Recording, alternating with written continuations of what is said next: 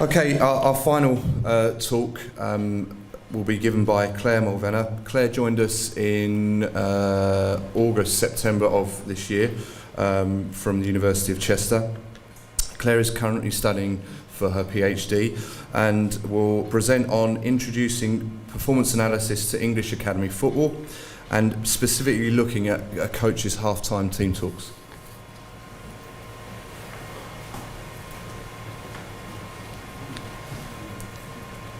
So hi guys, my name's Claire Mulvenna and this is a piece of my research that I'm doing for my PhD.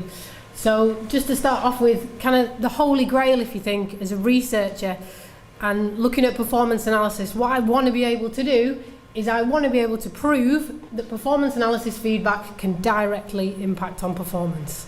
Okay, that is the dream. For me to be able to say to a coach, if you engage in performance analysis in this way, then you're going to be more successful, you're going to score more goals, you're going to win more games.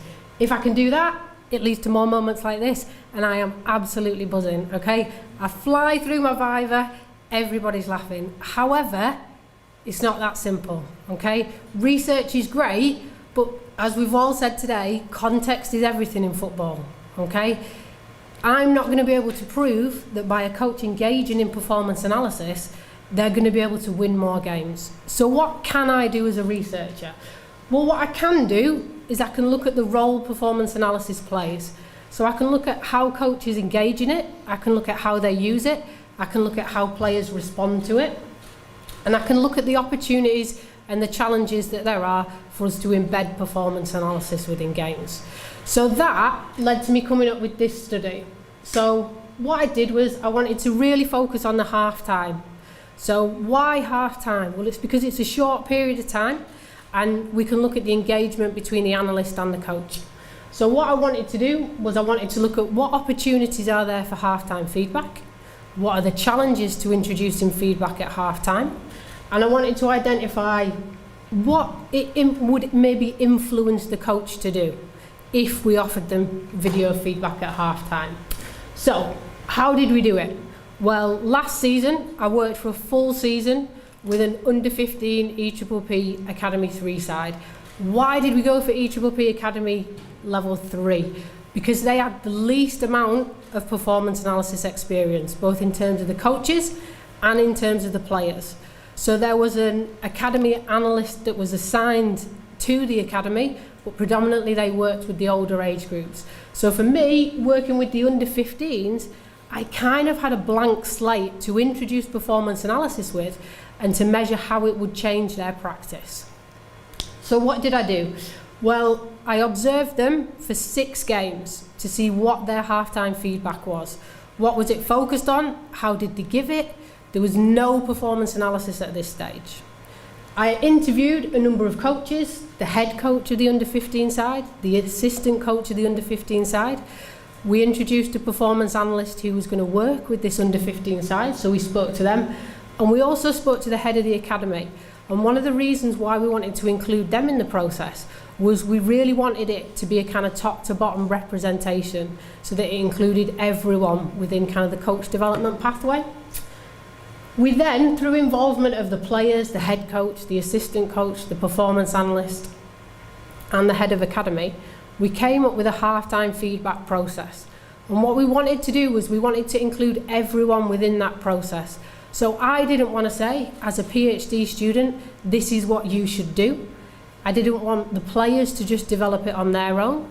I didn't want the coach to develop it on their own. But we wanted it to be a really holistic approach with everyone having some input. So we ran a workshop on a training evening. We got input from everyone and we developed a half-time feedback process. We then implemented that. We live coded 6 games, and at half-time we provided the opportunity for coaches to see both basic statistical analysis, but predominantly video feedback of the first half of the game. Once we'd done that, we then interviewed all the same people that we interviewed at the start to see how it had changed their practice, what their perceptions were, and moving forwards, how they'd like to continue engaging in performance analysis. So this is the process that we introduced and we came up with. Essentially, what it involved was at the very start, so 2 minutes before half-time, the coach and the performance analyst would get their heads together around the laptop which had been used to live code the games. The coach would then decide if they wanted to see anything, what they wanted to see. They'd then either use that information to feed it back directly to the players through their halftime feedback, or they might say, to be honest, this week I don't want to see anything. They might refer it to their assistant coach. They might direct players to come and watch stuff directly with the analyst. It was a really flexible approach, but we wanted to have some structure in place. So what did we find out? Well, unsurprisingly, we found out that halftime feedback predominantly is focused on reviewing the match performance and identifying changes that are going to move ahead in the second half. No surprises there. However, what we did find out was that performance analysis can introduce new information to coaches at halftime. So what we found out was that the coaches, in essence, were quite surprised at the information they were presented with through basic statistical analysis and also the videos. So where's some evidence to back it up? Well, this was one of the half times that we actually presented and we recorded. And it's just a simple conversation where the performance analyst presented some statistical analysis to the coach, and the coach was saying, we've had far more attempts than we thought. Oh my God, we've had 5 to 13 attempts. And that's not including set pieces from the analyst. Lead coach, wow, that is some food for thought. I wouldn't have even thought mentioning it. Then at the bottom, they actually took that information and embedded it within their halftime feedback and presented that back to the players. So it was really interesting for me as a researcher to see that the coaches could take the information and were being introduced to new information from the performance analysis. In the interviews that we did at the end of kind of the piece of research, the coaches were very much saying, look, 100% it influenced me. It really showed me a different side to the game that I was seeing. The players as well were saying, look, it influenced me. It changed the way that I was thinking moving into the second half. So for me as a researcher, this is really, really important. However, the two biggest challenges that we saw were quite critical ones. So when speaking to the head of academy, money is the biggest challenge to embedding performance analysis within an academy setup. The more money that they have, the more they can try and engage and introduce more people. Second one was the time. The more that we leave this work to coaches, the less coaches can do, unfortunately. So they were the two biggest challenges. Why is this important? Well, it's important because we've found out that we can introduce, as performance analysts, new information to coaches, which is really, really important. And it's great for performance analysis to be able to show that and us to kind of prove it. However, what we've identified is that there's limited training around how we develop that process. So what do we need to do next? Well, we need to speak to coaches to discuss how they want to use performance analysis more.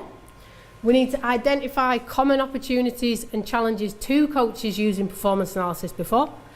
And finally, we need to design more coach education workshops that help analysts work with coaches and develop this process, whether it's like the one we did here at halftime or whether it's pre-match or post-match. We've got to make the analyst and the coach talk and work together more so that they can come up with an effective way of working together. And that's me. Thank you.